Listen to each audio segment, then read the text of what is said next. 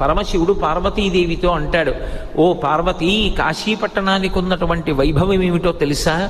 పాపములకు ఎదుర్చుక్క కాశీ, ఉపపాతములకు విషము కాశీ, కళ్యాణముల కాటపట్టు కాశీ, ముక్తికి పుట్టినిల్లు కాశీ. కాశీపట్టణం లోపలికి వెడుతుంటేనే రోమకూపములను ఆశ్రయించి ఉన్నటువంటి పాపరాశి పక్షి రూపంలో ఎగిరిపోయి చెట్లని పట్టుకుని ఉంటాయి.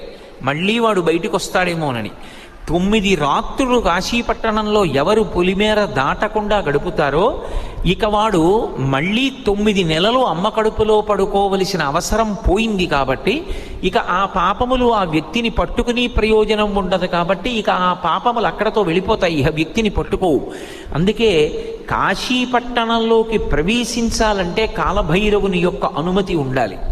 అటువంటి వైభవం కలిగినటువంటి కాశీపట్టణం పాపములకు ఎదుర్చుక్క కాశీ.